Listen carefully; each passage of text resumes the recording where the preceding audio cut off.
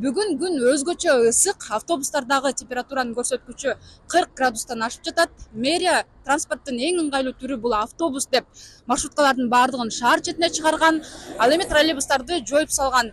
Бирок бүгүнкү күндө шаардык тургундарды нааразы кылган эки маселе бар. Бул биринчиси автобустардын санынын аздыгы, экинчиси болсо анда кондиционердин жоктугу. Менин аты жөнүм Асель Шамилова. Биз азыр көйгөйдү ордунан чагылдырабыз. Биз менен бирге болуңуз.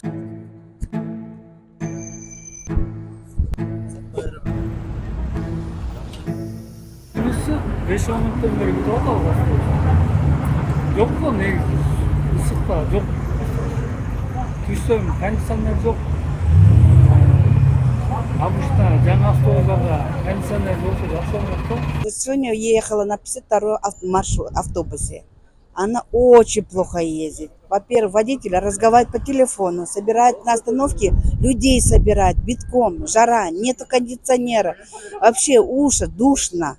Кондиционер болса абдан жакшы болмок, бирок биз мындан бир аз эле мурун маршрутка эле ушинтип эле тыгылып түшүп эле кетип эле жүргөнбүз. Акырын ушинтип барып оңолобуз буюрса. Автобустар бирип калып жакшы эле болуп калды. Мурункудай кучакташпай, өбүшпөй кенен барып, кенен келип атабыз, отуруп барып келип атабыз. Абдан жакшы. Жаңа автобустар келгенден кийин раз кондиционер менен келиш керек эле да буларчы. Азыр жаңы чыккан машинанын баары деле наоборот менен да. Ошондой болуш керек эле. Кандайча мындай болуп калган, кондиционер кошулуш керек эле. Азыр жайдың эле элдин баары кыйналып атат. Кондиционери жок, кыйыныраак экен. Терезелердин баарын ачат. Терезени ачканда суук тиет, кээ бирине, кээ бири ысыйт, кээ бирине ысайт дегендей. Кээ бир балдар, жаш балдар üşүп калып атат. Ошолор üşүп калат дегендей. Несі тез лағап тұтан мындай? Ерте тоқтап қалады түн кешінде математика маршрутта емес та маршруттар алыс. Автобустарды алып келгенден кийин могу жерде мисалы таксилерди, ушундай эмелерге остановкаларга токтоп туруп алат. Маршруткалар бүт мондай эме болуп калат да.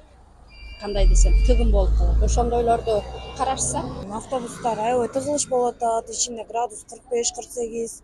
Вообще тыгылыш, адамдар уже невозможно болуп калды. Автобуста аз, маршруткаларды алып эле койсо болмок. 20 минут күтүп атам азыр, кичине араларда 10 минут сайын каттап турса да жакшы болмок. Я сама свидетельница была, девушка сознание в автобусе потеряла. Это душегубка. Просто людям морочат голову. Еще и троллейбусы убирают, которые большие, комфортные, широкие, в них доступ воздуха хороший. Это вообще ужас один. Две двери, все скопятся в передней двери, давка ужасная. Хотелось бы, чтобы эти депутаты, которые или начальники, проехали. Чтобы сами не это испытали. А то сели в машинах, кондиционеры на них дуют, на работе дуют, дома дуют. Очень комфортно. Школьники, студенты. Сейчас многие уехали на дачу, в отпуск, разъехались. Вот люди соберутся осенью. Что будем делать? Конечно, кондиционер коюп койсо болмок эми ага дагы өзүнчө каражат да эми ал дагычы. Эми ал деле баары эле орустар айтат эмеспи, Москва бир күндө курулган эмеспи дейм. Ал деле ошо анда карап аткандыр дейм да. достор, мына биз азыр 9-чу автобуска түштүк. Өзүңөр көргөндөй адам көп бул жерде. Адам көптүгүнөн мурда дагы мага аба жетпей атат бул жерде. Кондиционер жок, эч кандай. Терезелер ачылган, бирок ошонсо дагы терезеден ысык аба келип атат да. Ысыгын сезген жокмун. Ошону сезген жокмун. Кондиционер менен алса болмок, элдер ысыбайт эле. Жок, автобус менен жүргөн жакшы. Бул жерде айдоочу көпкө чейин туруп адам салды. Ага бул жерде жүргүнчүлөр нааразы болуп, баягы тезирээк айдабайсыңбы? Эми ушундай ысыкта албетте 5-6 мүнөт турса дагы аба жетпей, баягы ысык болуп кетип атат да. Автобустун ичи дем. Мисалы үчүн Советский фронтда турдум. 12 микрорайонго кайсы маршрутка, кайсы автобус барат деп билген жокмун да. Менин шаарымдын приложениеге кирсең, аяка только автобустун номерин эле жазып алсаң болот. Жазган менен ал кайка чейин карап турган мисалы берсең. Тария бериш керек, кайсы автобустар, кайсы микрорайон, кайсы четке чейин барат турган. Ошол эле көйгөй болот. Анткени жаңы маршруттар түзүлүп калды да. Ошондон эле проблема болот. Канча күттүңүз?